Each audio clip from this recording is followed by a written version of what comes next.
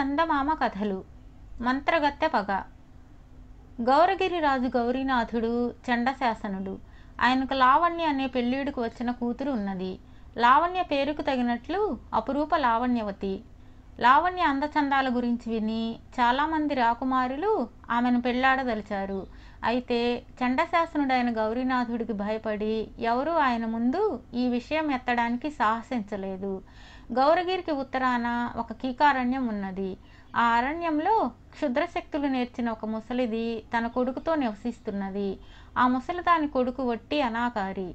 వాడికి ఒక రోజున అందమైన పిల్లను పెళ్లాడాలన్న కోరిక కలిగింది. వాడు మాయాదర్పణంలో గౌరగిరిలో అందరికన్నా అందమైన పిల్ల ఎవరా అని చూశాడు. వాడికి లావణ్య కనిపించింది. వెంటనే వాడు బయలుదేరి రాజు గౌరీనాథుణ్ణి కలుసుకొని లావణ్యను తనకిచ్చి పెళ్లి చేయమని నిర్భయంగా అడిగాడు. అసలే ముక్కోపి అయిన గౌరీనాథుడు అడగక తొలిసారిగా ఒక అనాకారి అపురూప లావణ్యవతి అయిన తన కూతురుని పెళ్లాడతానని అడిగేసరికి పట్టరాని కోపం వచ్చి తెల్లవారేసరికి వాణ్ణి ఉరితీయించారు. ఎన్ని రోజులు గడిచినా కొడుకు తిరిగి రాకపోయేసరికి ముసలిది తన క్షుద్రశక్తుల సాయంతో జరిగినది తెలుసుకున్నది. వెంటనే అది పట్టరాని కోపంతో ఒక రాత్రి వేళ యువరాణి మందిరంలో ప్రవేశించి నిద్రిస్తున్న యువరాణిని మాయం చేసింది.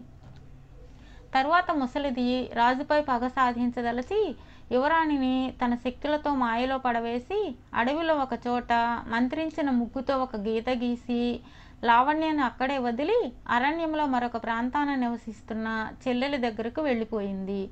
యువరాణి కనిపించకపోయేసరికి రాజు వేగులను అన్ని దిక్కులకు పంపి వెతికించారు.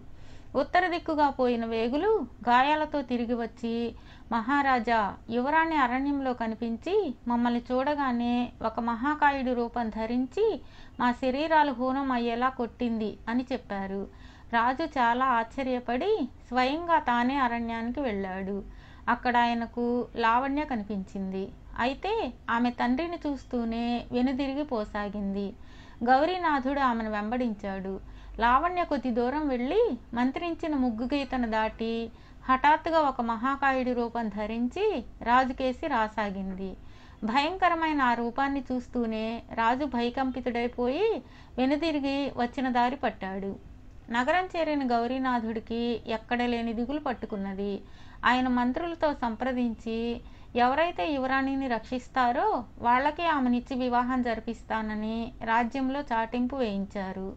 ఇది విని లోగడ యువరాణిని వివాహమాడాలనుకున్న కొందరు రాకుమారులు అరణ్యానికి వెళ్ళి మహాకాయుడి రూపంలో ఉన్న లావణ్య చేత చావు దెబ్బలు తిని పారిపోయి వచ్చారు.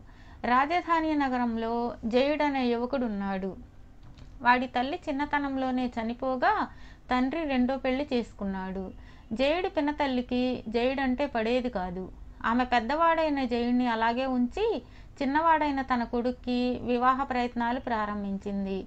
ఇది చూసి నలుగురు ఆమెను తప్పు పట్టేసరికి జయుడికేం చాలా తెలివిగలవాడు, సాహసవంతుడు, వాడు కావాలనుకుంటే యువరాణినే చేసుకోగలడు అని దెప్పి పొడిచింది.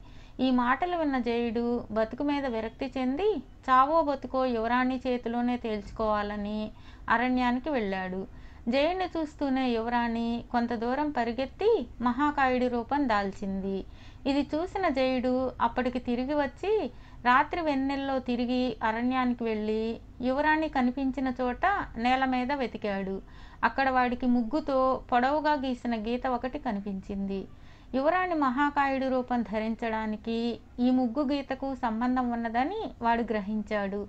ఆ వెంటనే జయుడు దాపులోనున్న నీటివాగు దగ్గరకు పోయి ఒక ఆకు దొన్నలో కొంత నీరు తెచ్చి ముగ్గును కడిగేయాలని చూశాడు. కానీ అది చెక్కు చెదరలేదు. జయుడికి ఏం చేయాలో తోచక ఆ రాత్రంతా ఒక చెట్టు మీద గడిపాడు. తెల్లవారాక వాడికి ఆ మంత్రపు ముగ్గు వేసిన వాళ్ళు ఆ ప్రాంతాలే ఎక్కడైనా ఉండవచ్చన్న అనుమానం కలిగింది. వెంటనే వాడు చెట్టు దిగి ఆ చుట్టుపక్కల వెతుకుతూ తిరగసాగాడు.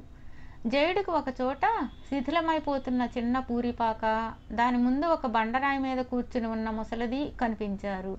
వాడు ఆ ముసలిది తప్పక మంత్రగత్తె అయి ఉంటుందని ఊహించి దానికేసి నడవసాగాడు. ముసలిది వాణ్ణి అంత దూరాన చూస్తూనే ఎవరినైనా నువ్వు అని అడిగింది. అందుకు జయుడు, అవ్వా, నేను ఈ దేశాన్నేలే రాజును కాదు, కోట్లకు పడగలెత్తిన వ్యాపారిని కాదు, ఒక అనామకుణ్ణి. ముందు నువ్వు ఆ మంత్రపు ముగ్గు గీతను చెరిపెయ్యి. తన కూతురుకు పట్టిన దుర్గతి చూసి రాజుగారు పుట్టెడు దిగులుతో మంచాన పడ్డారు అని చెప్పాడు. అలాగా, మా అక్క కూడా రాజుగారు తన కొడుకును ఉరి తీయించాడన్న దిగులతో నిద్రాహారాలు మాని ఈ మధ్యనే పోయింది అన్నది ముసలిది విచారంగా. ఆ జవాబుకు జయుడు ఆశ్చర్యపోయి, అయితే రాకుమారి లావణ్యపై క్షుద్రమంత్రాలు ప్రయోగించి ఈ అరణ్యానికి తీసుకువచ్చింది నువ్వు కాదన్నమాట అన్నాడు. అవును నాయనా, నేను కాదు, నా మాట నమ్ము. తాను క్షుద్రదేవోపాసన చేసినందుకు, ఏ పాపం ఎరుగని రాకుమారిని బాధల పాలు చేసినందుకు మా అక్క ఆఖరి క్షణంలో ఎంతో పశ్చాత్తాపపడింది అన్నది ముసలిది. ఊరికే పశ్చాత్తాపపడి ప్రయోజనం ఏమిటి? రాకుమారిని తన దుష్టమంత్ర ప్రభావం నుంచి బయటపడేలా చేస్తే బాగుండేది కదా అన్నాడు జయుడు. అందుకు మా అక్క ఒక ఉపాయం చెప్పిపోయింది.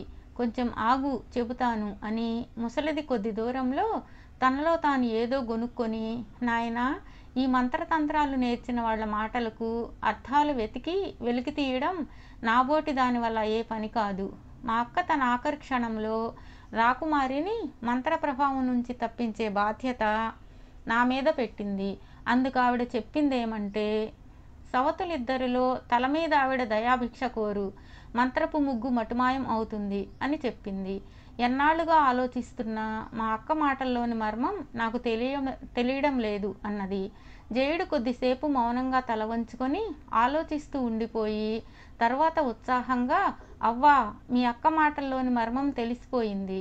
గంగ మన రాజ్యంలో ప్రవహిస్తున్నదే కదా, ఇక్కడికి 2 ఆమడల కన్నా ఎక్కువ దూరం ఉండదు. ఇంట్లో పాత్రలు ఏమైనా ఉన్నాయా అని అడిగాడు.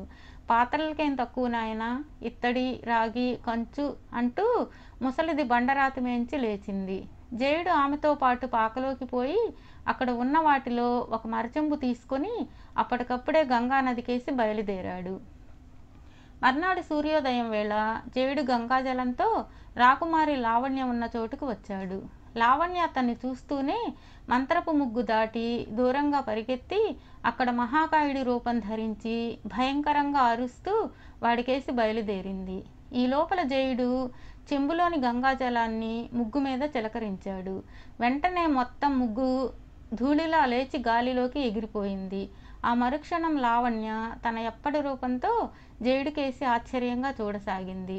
జయుడు ఆమెను సమీపించి కొద్ది మాటల్లో జరిగిందేమిటో చెప్పి రాజుగారి దగ్గరకు తీసుకుపోయాడు. గౌరీనాథుడు తన కుమార్తెను మంత్రగత్తె నుంచి కాపాడినందుకు జయుడిని ఎంతగానో మెచ్చుకొని చాటింపు ప్రకారం లావణ్యను జయుడికిచ్చి అతి వైభవంగా వివాహం జరిపించాడు.